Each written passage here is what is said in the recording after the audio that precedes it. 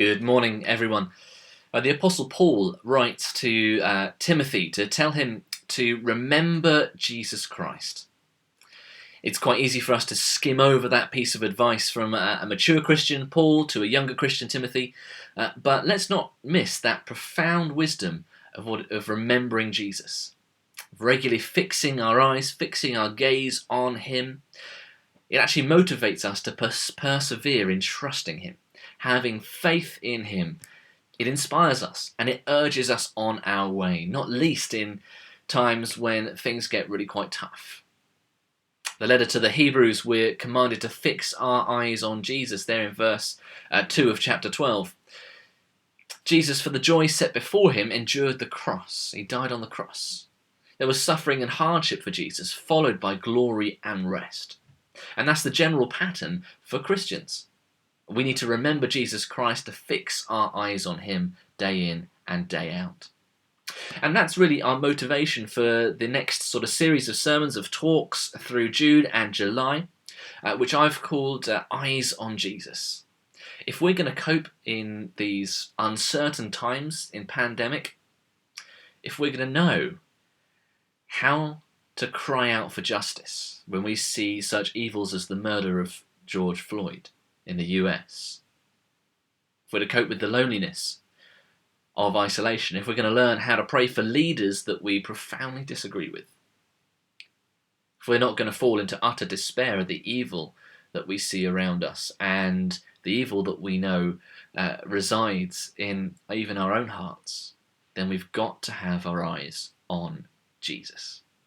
This morning we're going to start in John's Gospel, John's biography of Jesus, just in the first chapter there, chapter 1, verses 1 to 14. And so I'm going to read that to you, but if you've got a Bible, either on your phone or a physical Bible, then have that open as I read it. And this is what it says. In the beginning was the Word, and the Word was with God, and the Word was God. He was with God in the beginning. Through him all things were made. Without him nothing was made that has been made. In him was life, and that life was the light of all mankind. The light shines in the darkness, and the darkness has not overcome it. There was a man sent from God whose name was John. He came as a witness to testify concerning that light, so that through him all might believe. He himself was not the light. He came only as a witness to the light. The true light that gave light to everyone was coming into the world. He was in the world, and though the world was made through him, the world did not recognize him. He came to that which was his own, but his own did not receive him. Yet to all who did receive him, to those who believe in his name, he gave the right to become children of God. Children not born of natural descent, nor of human decision or a husband's will, but born of God. The Word became flesh and made his dwelling among us. We have seen his glory, the glory of the one and only Son, who came from the Father, full of grace and truth. So John here is talking about Jesus. Jesus is the Word. And so Jesus was with God in the beginning of all things, and not only that, but the Word, Jesus, was God. And through this Jesus, this Word, all things were made. Now John is making some astounding claims as to who this person Jesus was. These claims utterly change history, and they change your lives. Because of Jesus, we're offered the chance to become children of God. Now, if you're unsure about the truths of these claims that John is making, then seek out the truth. If you're watching this and you don't know Jesus, well, get in touch with me through our website, through our Facebook page. Send me a message. I'd love to dig around and help you to discover the truth of Jesus for yourself. And this morning I just want to focus on two phrases that John uses in these verses this morning that help us to understand who Jesus is and actually understand why making sure we have our eyes on him give us all that we need to live through the hardships of this life with hope, with purpose, and even with joy. That first phrase that I want to look at comes at the end of the reading in John's Gospel. in verse 14, and it says this: "The Word became flesh and made his dwelling among us." Just ponder this with me for a moment. John has told us that this Jesus, whom he calls the Word, is God, fully, properly, actually God. He made everything. Nothing that now exists had any other origin except in the mind of and the heart of God, except in Jesus. In Jesus is life, all of life. Life in all its forms is utterly dependent upon Jesus. So if Jesus is God, the supreme and awesome creator and life originator and sustainer, if this supreme being, who is utterly not like his creation, is God, why on earth did he become flesh, become human? I mean, who would even dare to make this sort of claim up? It kind of stinks of weakness. Of all the gods that humankind has ever thought existed, whether the ones in ancient Greece or Egypt or Rome, whether the Hindu gods or whether Allah in Islam, all of these so-called gods remain in many ways very much other than us, remote and distant, declaring edicts from on high, and even when they do mingle with humans in the supposed stories about them, they remain not human, and they're defined really by their awesome power, massive power that really ends up seeking to subdue humans into submission in one way or another, and often through violence. But John says that the one true God, this Word, Jesus, became flesh, became human, lived among us as a human. He left his godness aside and became like us in our humanity, with all the weakness that this involves. And it's the weakness we know about, whether that's the weakness of newborns who can't do anything for themselves, almost the kind of antithesis of power and independence as we now understand it. The weakness of human frailty and family and siblings, with the imperfections of his own parents and the siblings that squabble. The weakness of pain and suffering, all the way from cutting his first teeth and stubbing toes to the emotional pain of rejection and loneliness and isolation, to the searing pain of carrying the consequences of humankind's rebellion, we call that sin, against God as he went to the cross and died. Jesus, the Word who was God, left behind such awesome power and glory and majesty and became human being. Just like you, just like me.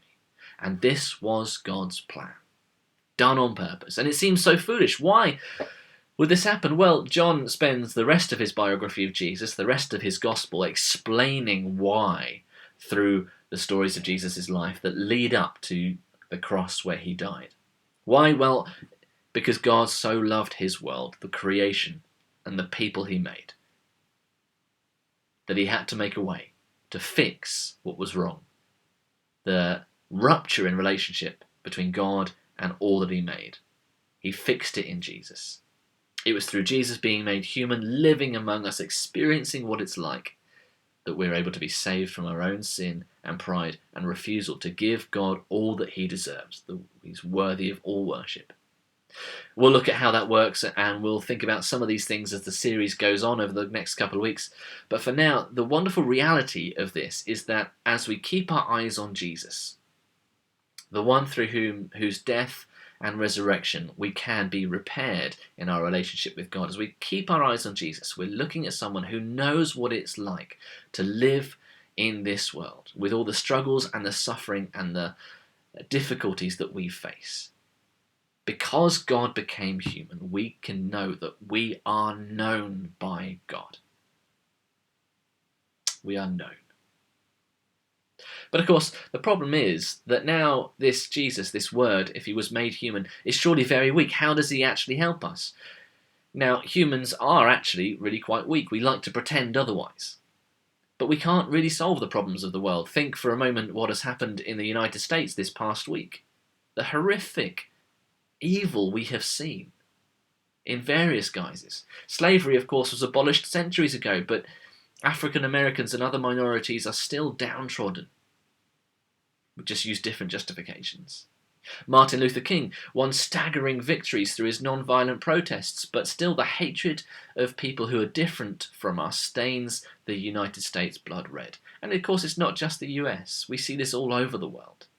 Similar things happening, where there is hatred of those who are different to us. From a purely human perspective, we might say it's strange that we've not overcome this yet. And there's the outpouring of anger and confusion in the media and on social media when these things happen. They're along the lines of, this shouldn't be the case in 2020. Of course, it just goes to show we can't solve the problem of evil. There is no human utopia that we're trying to progress towards. We can't get out of the darkness of the world and the darkness actually of our own hearts, which is the root of the problem that we tend to avoid talking about. We are weak. So in being made flesh, in becoming human, isn't this God, Jesus, the Word, isn't he just as weak as we are now? Well, John says, no. Absolutely not. And this is the second thing that I want to focus on. And it's there in verse 5 in chapter 1 of John's Gospel. It says this, the light shines in the darkness, and the darkness has not overcome it. There is so much darkness in our world, so much evil and violence. We're in the midst of the confusing darkness of COVID-19, but this has really served to reveal much deeper darkness and evil and sin that we can tend to try and actually keep hidden. Things from the rise of domestic abuse, fears over vulnerable children who aren't safe at home, government policies around the world that appear to make decisions on healthcare based on economics and not on the innate value of all lives. No matter which race, no matter what colour skin, no matter age, no matter gender, the innate value of all lives. Whilst I've been writing this and preparing it, the news came through of Donald Trump ordering the firing of tear gas and rubber bullets at peaceful protesters outside the White House so that he could take a photo with a Bible outside a church. It is a horribly twisted and perverted belief that violence and disregard for justice are somehow signs of strength. And it is a horribly twisted perversion of the gospel of Jesus Christ when someone in power uses the church, uses the Bible as a way of oppression. Jesus' way is the way of weakness, but ultimately his way triumphs, and Donald Trump's won't. Because the way of power in this world cannot understand the way of Jesus becoming human and going to his death on the cross in utter shame and weakness, only to be raised to life again, defeating all evil, all sin, all darkness, Satan himself. The light of the world, Jesus Christ, shines into the darkness, and the darkness has not overcome it. The darkness can't even understand it. God being made man is utter folly and weakness to the ways of the world, where violence is used to control and to maintain power. Whether that's police brutality, whether that's manifested in the President of the United States or the President of Syria, whether that's seen in the civil wars in Yemen and other places like that. God is not like that. He is a God of justice, and there is judgment coming when Jesus Christ returns. And we'll look at that in this series in a couple of weeks too, and why Jesus as the impartial judge is such good news in a world where there is so much injustice. What John wants to show us here is that the Word, God himself, became a man and lived among us, and even in this weakness, darkness, all evil, all sin, all darkness, didn't understand and couldn't overcome him. Far from being weak in the final analysis, Jesus' self-sacrifice is unbreakably strong. His suffering at the cross led to victory over all sin and darkness. To draw it all back more personally, COVID-19 has made us all feel weak in some way or other. And it's exposed national governments who like to appear to be strong, to be in charge and knowledgeable and powerful. It's exposed them to the fact that they're weak too. We'd be foolish if we didn't recognise, even as Christians ourselves, that political power and political activism offer us the seductive belief that we can change history ourselves, that we can make the world better. We can't, but Jesus Christ has. And there is great hope for us here. Not only does Jesus know what it's like to be human and to live in the midst of such overwhelming weakness and suffering and injustice and pain, in the midst of a confusion and the uncertainty that we're going through now, in his weakness, by giving his life away in self-sacrifice at the cross, he has actually defeated all darkness. We hold on to hope in faith that when he comes again, we'll see this truth in perfect clarity. Right now, we trust it and we see glimpses of it, but then we'll see it perfectly. And so, let's persevere with our eyes on Jesus, the light of the world, against whom the darkness fails miserably to understand and can never, ever overcome. Keep your eyes on Jesus. He knows what you're going through, and he has defeated the darkness.